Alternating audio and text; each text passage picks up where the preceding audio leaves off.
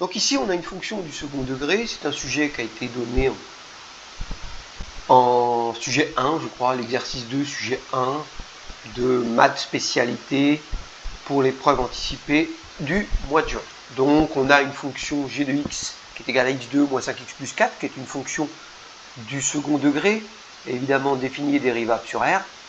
Et ensuite on a une suite telle que A1 est le point d'abscisse 1 f g de 1, A2 l'abscisse, le point de coordonnées 2 g de 2, et comme g est une parabole, donc elle est bien décroissante et croissante, elle est décroissante sur moins l'infini 5,5 et croissante sur 5,5 plus infini. On pourrait le faire en utilisant l'expression canonique, mais là, nous, on va utiliser le delta. Donc, delta, et puis après, on pourra utiliser le... Mais on demande d'utiliser son signe. Donc, égal b au carré moins 4 AC, on va faire copier en 2. Voilà, donc, delta égale moins 5 au carré moins 4 fois 1 fois 4. Donc c'est égal à 25 moins 16 égale 9. Je mets le résultat. Donc delta est positif. Donc on a deux racines réelles.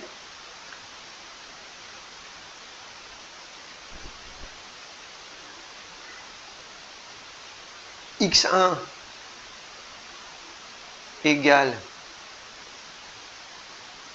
moins b, donc moins, n'oubliez pas de mettre les parenthèses pour éviter une erreur, moins 5, moins racine delta, donc moins 3 sur 2, donc moins 5, 5, 5 moins 3, 2, 2 sur 2, 1, et x2 égale moins 5 plus 3 sur 2. Et ceci nous donne 4. Donc si on fait le tableau de signe de la fonction g, eh bien on remarque que sur entre moins l'infini et 1, elle est positive. Entre 1 et 4, elle est négative. Et entre 4 et plus l'infini, elle est positive. Voilà l'étude de ceci. Alors, on pourrait faire le tableau de variation et démontrer, vous voyez, je vais le faire quand même. G' de x, elle est dérivable sur R. Donc c'est 2x moins 5.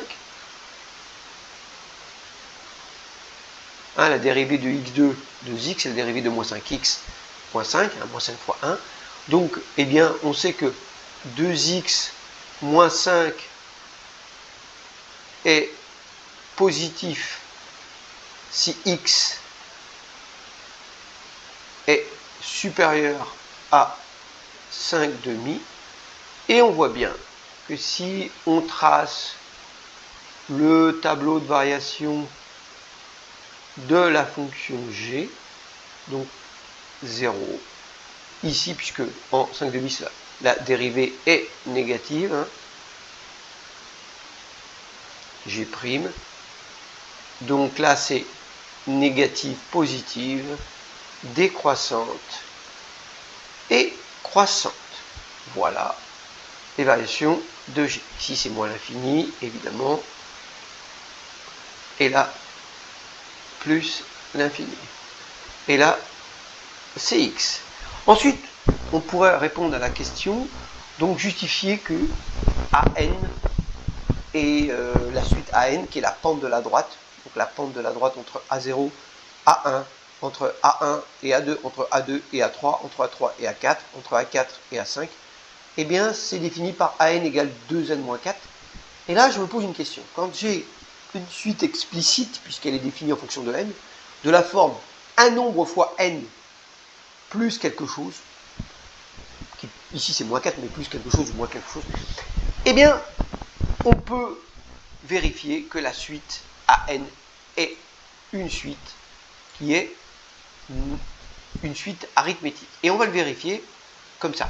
Donc, on va poser ici. Donc, on a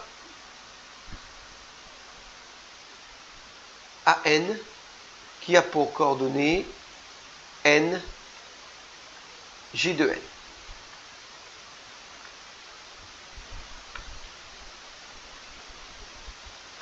G de N. Et AN plus 1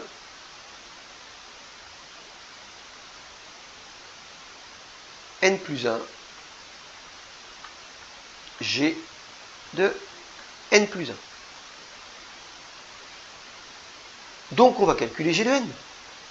G de N, il suffit de remplacer x par N dans la fonction qui était x carré moins 5x plus 4. Donc là c'est N carré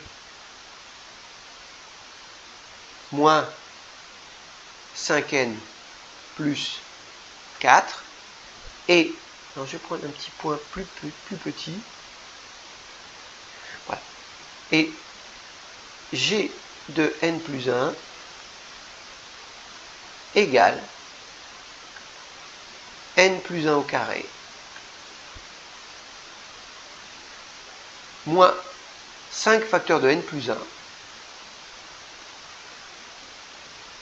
plus 4. Et je rappelle que le coefficient directeur, AN, c'est égal à G de N plus 1, puisque c'est la pente entre les points AN à N plus 1, donc G de N plus 1 moins G de N, sur N plus 1 moins N. Alors si on regarde le dénominateur, on voit qu'N plus 1 moins N, il reste 1. Donc par suite, AN est égal à la différence des ordonnées. Donc ici, AN,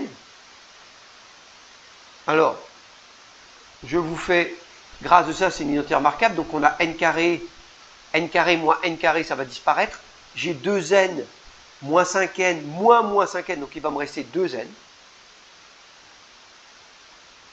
Et ensuite, moins 5 plus 4 plus 4 plus 1. Donc il me reste plus 1